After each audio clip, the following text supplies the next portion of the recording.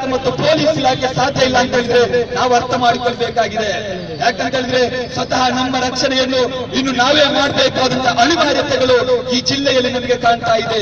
ಈ ನಿಟ್ಟಿನಲ್ಲಿ ಏನು ಅಶ್ರಫ್ ಕಲಾಯಿ ಅವರ ಹತ್ಯೆಯನ್ನು ಗೈದಂತಹ 7 ಮಂದಿ ಆರೋಪಿಗಳು ಯಾರಿದ್ದಾರೆ ಅವರಲ್ಲದೆ ಅವರಿಗೆ ಪ್ರೇರಣೆ ನೀಡಿದಂತಹ ಮಾಸ್ಟರ್ ಮೈಂಡ್ಗಳಾದ ಶರಣ್ ಪಂಪೆಲ್ ಮತ್ತು ಕಲ್ಲಡ್ಕ ಪ್ರಭಾಕರ ಭಟ್ಟನ್ನು ಬಂಧಿಸುವವರೆಗೂ ಕೂಡ ಖಂಡಿತವಾಗಿಯೂ ನಮ್ಮ ಹೋರಾಟಗಳು ಮುಂದುವರಿಯುತ್ತದೆ. ಅದೇ ರೀತಿ ಸರ್ಕಾರಗಳು, ಜಿಲ್ಲಾಡಳಿತ ಕೂಡಲೇ ಅಶ್ರಫ್ ಕಲಾಯಿ ಅವರ ಕುಟುಂಬಕ್ಕೆ ಪರಿಹಾರವನ್ನು ಒದಗಿಸಬೇಕು. ಅದೇ ರೀತಿಯಲ್ಲಿ ಅವರ ಮಕ್ಕಳ ಸಂಪೂರ್ಣ ಶಿಕ್ಷಣದ ವ್ಯವಸ್ಥೆಯನ್ನು ಸರ್ಕಾರ ಒದಗಿಸಬೇಕು ಅಂತ ಹೇಳುವಂತಹ ಮಾತಿನೊಂದಿಗೆ ಈ ಬೇಡಿಕೆಗಳು ಈಡೇರದಿದ್ದಲ್ಲೇ ಖಂಡಿತವಾಗಿಯೂ ಜುಲೈ 15ರ ನಂತರ ಈ ಜಿಲ್ಲೆಯಲ್ಲಿ ಹೊಸ ಒಂದು ಚರಿತ್ರೆ ನಿರ್ಮಾಣವಾಗಲಿದೆ ಅಂತ ಹೇಳುವಂತಹ ಮಾತಿನೊಂದಿಗೆ ನನ್ನ ಒಂದೆರಡು ಮಾತನ್ನು ಕೊನೆಗೊಳಿಸ್ತಾ ಇದ್ದೇನೆ. ಜೈ ಹಿಂದ್, ಜೈ ಎಸ್ಡಿಪಿ.